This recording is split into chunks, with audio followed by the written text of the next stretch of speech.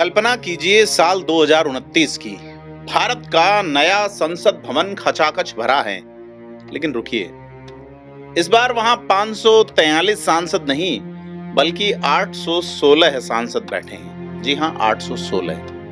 क्या आप जानते हैं कि 2029 के आम चुनाव सिर्फ एक नई सरकार चुनने के लिए नहीं होंगे।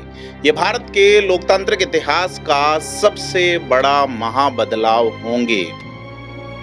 सवाल है कि आखिर अचानक इतनी सीटें क्यों बढ़ाई जा रही हैं? क्या राज्य विधानसभाओं में भी ऐसा कुछ होगा? 50% सीटें बढ़ाई जाएंगी? कैसे बढ़ेंगी? क्यों बढ़ेगी? क्या यह सिर्फ महिलाओं को 33% आरक्षण, नारी शक्ति वंदन अधिनियम देने की तैयारी है, या इसके पीछे पुराने पुरुष नेताओं की अपनी कुर्सी बचाने का एक सीक्रेट फॉर्मूला भी है? क्यों दक्षिण भारत के राज्य इस बदलाव से खौफ में हैं? क्या जनसंख्या नियंत्रण करने की सजा इन राज्यों को अपनी राजनीतिक ताकत खोकर चुकानी पड़ेगी? और कैसे एक लॉटरी सिस्टम रातों रात बड़े बड़े दिग्गज नेताओं का राजनीतिक करियर दांव पर लगा देगा? आज के इस वीडियो में हम राजनीति के इन सभी बंद दरवाजों को खोलेंगे और बिना किसी भारी भरकम कानूनी भाषा के, ये बिल्कुल आम आदमी की भाषा में समझेंगे कि 2029 का सीटों का गणित आपके और हमारे भविष्य को कैसे पलटने वाला है। तो कुर्सी की पेटी बांध लीजिए, क्योंकि भारतीय राजनीति की उड़ान बहुत ही रोमांचक होने वाली है। नमस्कार, मैं प्रदीप हूं और आप थिंक 360 देख रहे हैं। तो सवाल नंबर 1 ये है कि 2029 के चुनाव से पहले सरकार सीटों का क्या नया गणित लेकर आई है? लोकसभा में कितनी सीटें बढ़ेंगी? तो जो बिल आ रहे हैं कैबिनेट से, उसके अनुसार आम चुनावों से पहले यानी 2029 के आम चुनाव से पहले सरकार लोकसभा और राज्य विधानसभाओं की सीटों में भारी यानी 50% की वृद्धि करने की योजना बना रही है। लोकसभा में फिलहाल 543 सीटें हैं। कभी ये 545 हुआ करती थी, लेकिन 2 एंग्लो इंडियन का कोटा खत्म करने के बाद अब 543 है और नए फॉर्मूले के तहत यानी 50% वृद्धि के बाद 816 हो जाएंगी। विधानसभाओं का क्या गणित होगा? क्योंकि ये बदलाव सिर्फ केंद्र तक सीमित नहीं है, राज्यों में भी सीटें 50% बढ़ेगी। और क्या बढ़ेंगी ही, ये बड़ा सवाल है।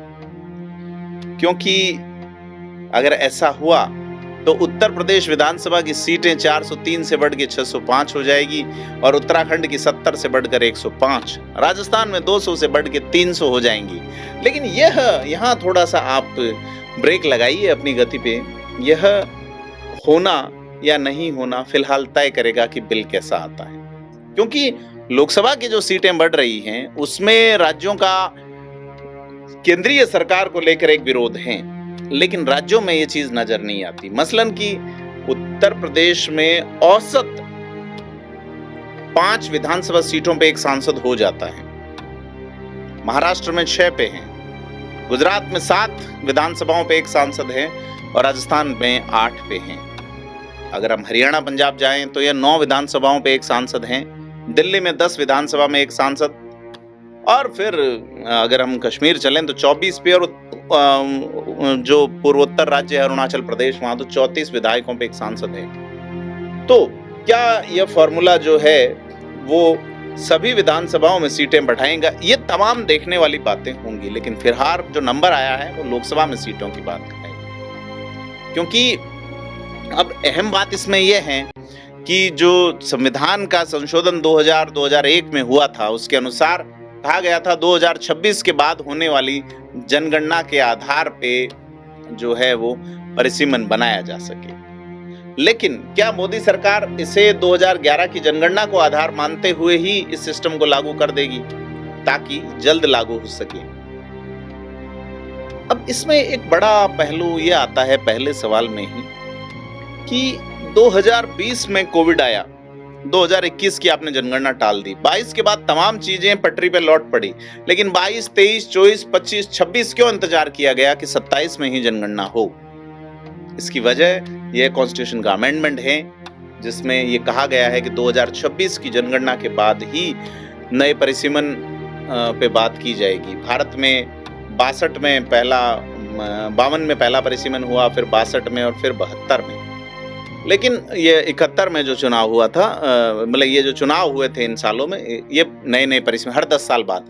लेकिन जब सुप्रीम कोर्ट में मामला अटका और उसके बाद दक्षिणी राज्य बोले हमने जनसंख्या नियंत्रण किया है और आप जनसंख्या के बेस पे सांसद अगर दे रहे हैं तो फिर दक्षिणी राज्यों से तो सरकार कोई व्यक्ति बना ही नहीं सकता, यानी सत्ता के शीर्ष पे कोई व्यक्ति बैठ ही नहीं पाएगा। दक्षिणी राज्यों का हक खोएगा, उनकी शेयरिंग खोएगी। तो बड़ी चीज ये है कि अगर 2011 की जनगणना को आधार बनाया जाता है तो उसके लिए कॉन्स्टिट्यूशन अमेंडमेंट करना होगा।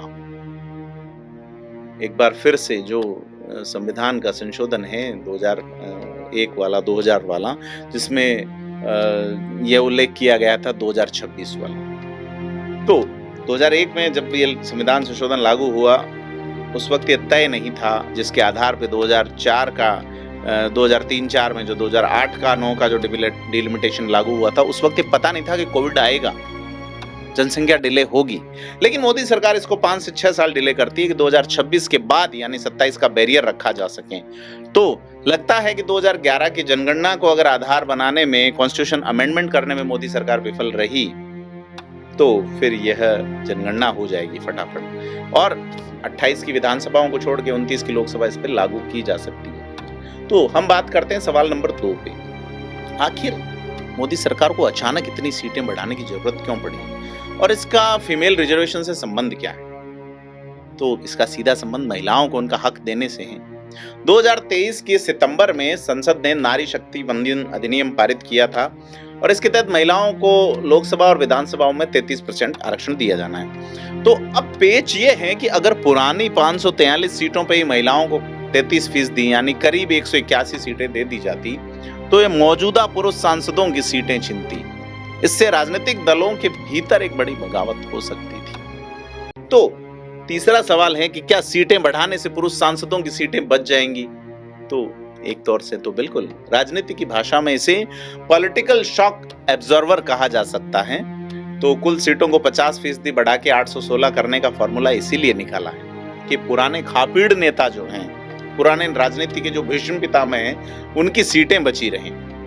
तो अब 273 नई सीटें, 1/3 816 की, यह महिलाओं के लिए रिजर्व होंगी और बाकी 543 सीटें जो अनरिजर्व रहेंगी। यानी सांप भी मर जाएगा और लाठी भी नहीं टूटेगी। अब इससे मौजूदा पुरुष नेताओं की सीटों को खतरा नहीं होगा और महिलाओं को 33% का उनका हक भी मिलेगा। अब एक सवाल, जैसा मैंने कहा, साउथ इंडिया जो, तो चौथा सवाल ये उपजता है कि दक्षिण भारत के राज्य इस परिसीमन से क्यों डर रहे थे और सरकार ने इसका क्या विवाद का समाधान निकाला? तो इस मुद्दे का जो है, पूरे मुद्दे का सबसे बड़ा और ज्वलंत राजनीतिक विवाद जो है यही है। दरअसल तमिलनाडु, केरल और कर्नाटक जैसे दक्षिणी राज्यों ने बीते दशकों में पॉपुलेशन कंट्रोल पे एक बड़ा काम किया है और उनका डर ये जो 72-71 वाला किया गया था तब भी था कि नई जनसंख्या के आधार पर सीटें बांटी गई तो उत्तर प्रदेश और बिहार, जहाँ की आबादी तेजी से बढ़ी है, उनको बहुत ज्यादा सीटें मिलेंगी और संसद में दक्षिण भारत की राजनीतिक ताकत कम हो जाएगी। विधानसभाओं की सीटें भी अगर इसी तेजी से बढ़ी तो उसी आधार पर राज्यसभा के सांसद भी बढ़ेंगे। तो इस संघीय विवाद को सुलझाने के लिए, यानी यूनियन एक डिस्प्यूट है, इसको सुलझाने के लिए प्रो राटा रेशियो यानी प्रो राटा अनुपातिक फार्मूले पर विचार किया गया। इसका सीधा सा मतलब है कि हर राज्य में 50% बढ़ा दो, एक मुश्त। अगर यूपी की सीटें 120 हो जाएंगी तो उसी अनुपात में तमिलनाडु की सीटें भी 39 से बढ़ के 59 हो जाएंगी और केरल की 20 से बढ़ के 30 हो जाएंगी। तो इससे संसद में सभी राज्यों का प्रतिशत प्रतिनिधित्व और हिस्सेदारी पहले जैसी ही बनी रहेगी और दक्षिण भारत को पॉपुलेशन कंट्रोल के अच्छे काम के लिए पॉलिटिकल नुकसान नहीं होगा। एक सवाल इससे फिर उपज जाता है कि अगर प्रो राटा जो है रेशियो, उसके तहत राज्यों की हिस्सेदारी अगर समान रहेगी तो क्या इसमें कोई लीगल या डेमोक्रेटिक पेच है, कमी है? तो यह भी बात सही है। इसमें बहुत बड़ी सैद्धांतिक और लोकतांत्रिक अड़चन है।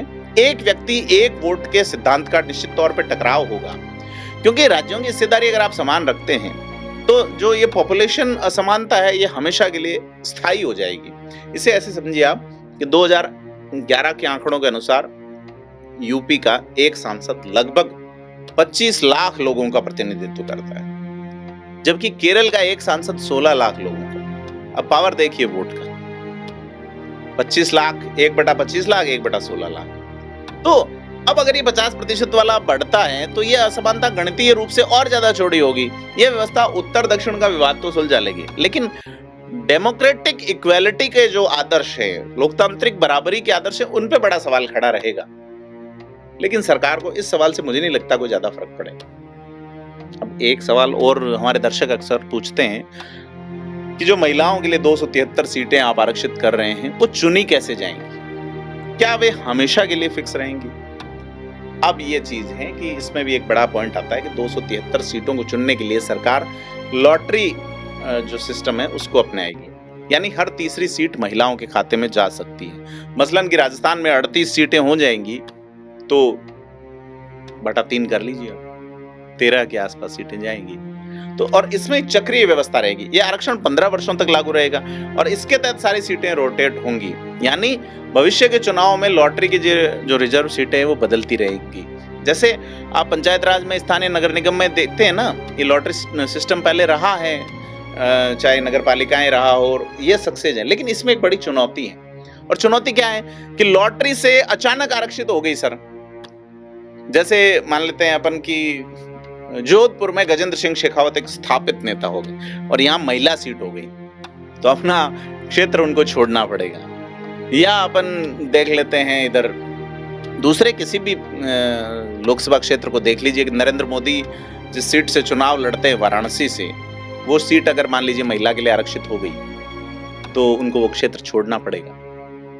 और अगर किसी नेता को पता हुआ कि अगली बार उसकी सीट और के लिए आरक्षित हो जाएगी, तो वह उस क्षेत्र के जो लॉन्ग टर्म डेवलपमेंट है उसमें अपनी दिलचस्पी निश्चित तौर पे खोएगा या खोएगी। महिला को लगता है चलो इस बार तो रिजर्व, अगली बार रिजर्व नहीं रहेगी, तो 5 साल में जितना कर सकते हैं हम फटाफट कर लो, अगली बार नया देखना है। तो इसमें एक और बड़ा सवाल उपजता है, क्या इस 50% वृद्धि से SC/ST वर्ग के आरक्षण पे असर पड़ेगा? निश्चित तौर पे पड़ेगा। क्या पड़ेगा कि 50% सीटें बढ़ेंगी तो SC/ST के लिए आरक्षित सीटें भी उसी अनुपात में बढ़ाई जाएंगी। तो वर्तमान SC की जो सीटें हैं वो 84 हैं, बढ़ के 126 या 136 हो जाएंगी, और ST की सीटें भी लगभग 70 हो जाएगी। और सबसे अच्छी बात यह है कि इस कोटे के भीतर भी ऊर्ध्वाधर रूप से 33% सीटें जो है वर्टिकल रूप से, विशेष रूप से इन्हीं वर्गों की महिलाओं के लिए आरक्षित होंगी। मतलब कि मान लीजिए कि SC की सीटें 116 हो गई तो उसमें 116 का 33% महिलाओं को मिलेगा। तो एक सवाल और है, वो है कि जब संसद में 816 सांसद बैठेंगे तो क्या व्यावहारिक कोई दिक्कत आएगी? अभी 543 में कितना हंगामा होता है, तो ये व्यावहारिक चुनौती तो होगी। सार्थक चर्चा जो है उस पर कमी आएगी, क्योंकि टाइम आपको उतना देना पड़ेगा। अभी मान लीजिए 8 मिनट मिल रहे हैं, फिर 50% और बढ़ गए तो 6 मिनट ही रह गए। तो मुश्किल लगता है कि किसी भी मुद्दे पे गहराई से चर्चा करना संभव होगा। आकार बड़ा विशाल हो जाएगा, समय की कमी हो जाएगी, क्योंकि 500 से अधिक सांसद बैठते हैं, उन्हें ही अपने क्षेत्र की बात रखने का पर्याप्त समय नहीं मिल पाता। तो 816 सांसद होने पर टाइम मैनेजमेंट का बड़ा संकट आएगा। सांसद केवल अपनी पार्टी के आदेशों का पालन करने तक सीमित रह जाएंगे। मतलब पार्टी कहती है ये मुद्दा उठाना है, ये वो अपने बेसिकली तो ज्यादातर अपने भारत में सांसद पार्टी एजेंडे पे ही काम करते हैं, जनता का एजेंडा वो कब रखेंगे। और एक बड़ा वजह यह है कि आर्थिक बोझ भी बढ़ेगा, सांसदों की संख्या बढ़ी, बुनियादी ढांचा भी बढ़ाना पड़ेगा, बेसिक इंफ्रास्ट्रक्चर, चुनाव खर्च और आम जनता के टैक्स का भारी आर्थिक, संसद चलेगी, कहते हैं 1 करोड़ रुपए, इतने करोड़ रुपए 1 मिनट के खर्च होते हैं, वो डबल हो जाएंगे। तो एक और बड़ा सवाल है इसमें 816 वाला। अगर अपन दूसरे देशों को देखें तो भारत में सांसदों की संख्या कम है। चीन जो कि जनसंख्या में हमारे से अब कम हो गया है, दुनिया के नंबर 1 जनसंख्या वाले देश हैं, नंबर 1 लोकतंत्र है, वहां तो डेमोक्रेसी भी नहीं है, फिर भी 3000 सांसद हैं। उनकी चलती कितनी की वो बात अलग है, ब्रिटेन में लगभग इतने। तो यह मॉडल संख्या बिल्कुल सांसदों की कम थी। लेकिन एक बड़ा सवाल है कि विपक्ष जो है, जिसमें कांग्रेस भी है, समाजवादी पार्टी है, ये पार्टियां इस कोटे के भीतर भी कोटे की मांग कर रहे हैं। इसका क्या असर होगा? क्योंकि विपक्षी दल जो है वो महिला आरक्षण के भीतर ओबीसी और अल्पसंख्यक महिलाओं के लिए अलग कोटा मांग रहा है कि साहब ओबीसी को रिजर्वेशन दो। अभी तक ओबीसी को केंद्रीय संसद में रिजर्वेशन नहीं है। कि अलग अलग कोटा नहीं दिया गया तो इस आरक्षण का 33% आरक्षण का फायदा सिर्फ शहरी और पढ़ी लिखी महिलाओं को मिलेगा। इसलिए हाशिए पर रहने वाली ग्रामीण पिछड़ी महिलाओं की आवाज संसद तक नहीं पहुंच पाएगी। अब ये तो लगता है, क्योंकि इसमें ये जब बिल पास हुआ था तो इसमें 2 ही सांसदों ने विपरीत में वोट किया था विपक्ष में। ऐसे में विरोध तो कुछ करना ही है, इनको तो ये मुद्दा लाए। तो इससे बेसिकली रणनीतिक दबाव भी सरकार पे बना है कि जातिगत आंकड़े अगर आते हैं 2027 की जनगणना में इस एक्ट को लागू करने से पहले, तो इसके चलते वो 2011 के आंकड़ों पे इस कानून को जल्द से जल्द लागू करने में है कि जातिगत आंकड़े आने से पहले इसको लागू कर दे, 15 साल देखते हैं फिर उसके बाद क्या होता है। तो विपक्ष की ये मांग है, जिसकी जितनी संख्या बढ़ी उसकी उतनी हिस्सेदारी, लोहिया का सिद्धांत था, जिसकी जितनी आबादी उसका उतना हक। तो यह देशव्यापी जातिगत जनगणना के एक बड़े एजेंडे को भी मजबूत करती है। लेकिन एक ये चीज भी है कि जातिगत जनगणना हो गई तो डेटा शायद मौजूदा सरकार जो है वो बाकी पार्टियों को नहीं दे, गुपचुप रूप से। अब एक बड़ा सवाल है कि भारतीय संविधान के कौन से नियम इस पूरी प्रक्रिया को नियंत्रित करते हैं, और क्या ये जो सीटें बढ़ाई जा रही से कोर्ट में चुनौती दी जा सकती है। तो निश्चित तौर पे पूरा बदलाव हमारे संविधान के कुछ महत्वपूर्ण आर्टिकल्स यानी अनुच्छेद 82 और 170, उसमें उल्लेख है कि हर जनगणना के बाद सीटों का परिसीमन होना चाहिए। और 84वां संशोधन जिसकी मैं बात कर रहा था 2001 में, उसके तहत नियम था कि 2026 के बाद होने वाली पहली जनगणना यानी 2027-28 तक सीटों की संख्या नहीं बदली जाएगी। उस वक्त 2031 में होने का वो था, अगर 2021 में हो जाती तो। अब सरकार इस नियम में संशोधन करना चाह रही है। तो अनुच्छेद 330 और 332 ये 106वें संशोधन के तहत जोड़े गए नए नियम हैं जो महिलाओं के 33% आरक्षण को कानूनी मान्यता देते हैं। और अगर इसको देखा जाए तो इसमें कोर्ट में चुनौती नहीं दी जा सकती। हालांकि अमेरिका, यूके और कनाडा में अगर परिसीमन भेदभावपूर्ण लगता है तो उसे कोर्ट में चुनौती दी जा सकती है। लेकिन भारत में परिसीमन आयोग के फैसले को आमतौर पर कोर्ट नहीं ले जाया जा सकता। हालांकि अगर सरकार 2026 की सीमा को दरकिनार करके 2011 के पुराने आंकड़ों का इस्तेमाल करती है तो सुप्रीम कोर्ट में इसे समान प्रतिनिधित्व के सिद्धांत के उल्लंघन के रूप में चुनौती मिलने की संभावना बनती है। जैसा मैंने पहले कहा कि आप अगर कॉन्स्टिट्यूशन अमेंडमेंट नहीं करते हैं। और एक बड़ा सवाल यह है कि महिला आरक्षण की बात करें तो सांसदों की संख्या के लिहाज से भारत कहां खड़ा, कितने संसद सदस्य महिला हैं, कितने पुरुष हैं। और दुनिया से तुलना करें तो भारत अभी काफी पीछे, इसीलिए एक्ट लाया गया है। लोकसभा में केवल 15% महिलाएं हैं और विधानसभाओं का औसत देखें तो 9 से 10% महिलाएं, जबकि आबादी 50% है। आजकल वोट तो पुरुषों से ज्यादा कर रही है। और दुनिया भर में अगर देखा जाए तो औसत 24 से 26% के आसपास लगता है। और आपको जान के हैरत होगी कि अफ्रीका का एक देश रवांडा एक ऐसा है जहां 64% सांसद महिलाएं हैं, पुरुष वहां कम है। स्वीडन, नॉर्वे और साउथ अफ्रीका में 45% से अधिक महिलाएं हैं। हालांकि पड़ोसी देश बांग्लादेश और पाकिस्तान में भी महिलाओं का कोटा ठीक से प्रयोग हुआ है। तो ये बहुत सारे सवाल थे, इस पे और भी बिंदु पे वीडियो करेंगे। आप कमेंट करके बताएं किन किन बिंदुओं पे बात कर सकते हैं, क्योंकि संक्षेप में समझें तो 2029 का चुनाव सिर्फ एक नई सरकार चुनने का चुनाव नहीं है। यह चुनाव भारत के लोकतांत्रिक ढांचे को पूरी तरह से नया आकार देने का साल होगा। एक नया संसद भवन है, उसमें बैठने वाले 1800 सांसद हैं, 273 महिलाओं की एक मजबूत और सशक्त आवाज होगी, और उत्तर दक्षिण भारत के बीच शक्ति संतुलन का नया फॉर्मूला, खास करके भारतीय राजनीति में एक नए युग की शुरुआत होगी। तो दोस्तों 2029 का यह महाबदलाव जो अभी भविष्य के गर्भ में छिपा है, क्योंकि ये सिर्फ कुछ आंकड़े या सीटें बढ़ाने की बात नहीं है। ये 816 सांसदों के शोरगुल के बीच 273 महिलाओं की आवाज जो पहली बार अपनी पूरी ताकत के साथ संसद में गुंजाएगी, यह होगी कि किस तरह से इस शक्ति संतुलन को जो होने वाले सभापति है वो सांझेंगे, संभालेंगे। और यह शक्ति संतुलन ही तय करेगा कि भारत का संघीय ढांचा कितना मजबूत है और रहेगा।